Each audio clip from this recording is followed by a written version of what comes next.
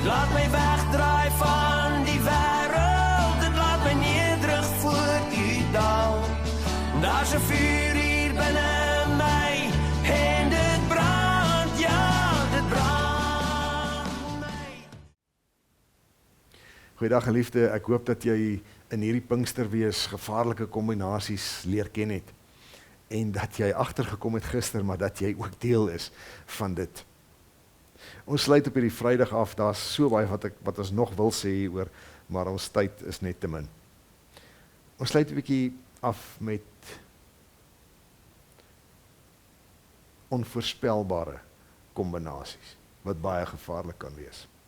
As 'n voorbeeld, 'n enkele voorbeeld, daar is soveel in die Bybel. Rigters 13, ek lees 24 en 25. Die vrou het 'n seun in die wêreld gebring en sy het hom Samson genoem. Die kind het groot geword en die Here het hom geseën. Die gees van die Here het hom in Maganei dal tussen die Sora en Estaol begin lei. Samson en die gees van die Here. As jy nou die hele Samson verhaal bekyk, dan sien jy eintlik so min van die gees van die Here. Want hy doen alles wat hy nie moet doen nie. As 'n Nasareer mag hy nie drink nie, maar hy doen. As 'n Nasareer mag hy hom nie met slegte vrouens ophou nie, maar hy doen. Soveel so dat hy trou. En dit gaan net nie goed met hierdie man wat die gees van God in hom het nie, wat die gees van God het wat hom lei. En ons wil terugstaan en sê, maar dit werk nie, het die Here 'n fout gemaak. Maar ons weet, as jy nou die verhaal tot aan die heel einde gaan lees, dan daar teen die einde het die gees van God vir hom 'n krag gegee, wat hy nog nooit in sy lewe kon tentoonstel nie. Hy het 'n hele tempel met sy 2 arms omgetrek en so die oorwinning vir die volk van God behaal. Wat 'n gevaarlike kombinasie. Hierdie groot sterk liggaam van hierdie Samson man en die gees. En so kan ons allerlei verrassende kombinasies raak lees in die Bybel. Die gees en Saul, die gees en Nebukadneser, die gees en Serubabel. Soos ons gister gesels het, die gees en mens. Ek en jy. En as ons aan al hierdie voorbeelde dink, en ons dink aan die Nuwe Testament voorbeelde van die gees en 'n diakenkie soos Filippus, en die gees en 'n eenvoudige man soos Stefanus.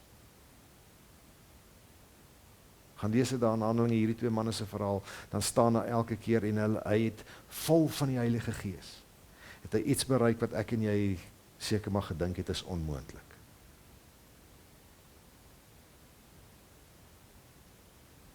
Die Gees laat hom nie voorskryf met wie hy werk en hoe hy sal werk nie.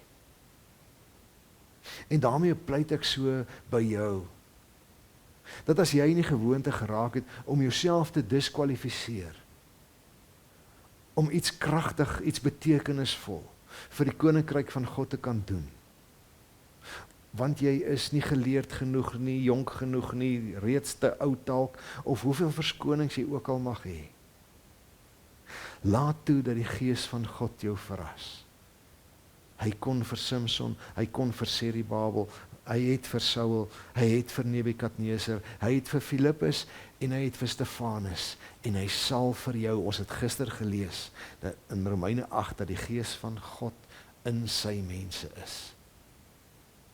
En so moedig ek jou vandag aan en bid ek vandag dat jy sal toelaat dat die Gees jou sal verras en dat jy sal opstaan as 'n vurige, bruikbare instrument in die koninkryk van ons God. Mag elke knie buig en elke tong bely, Jesus Christus is die Here, tot eer van God die Vader. Shalom. Ja, ek vra net vir u leiding, uit genade God my Heer. Ek leef net vir u Vader, aan my koning al die eer.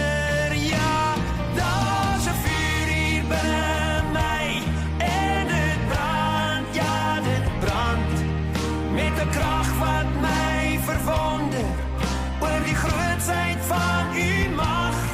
Dit laat my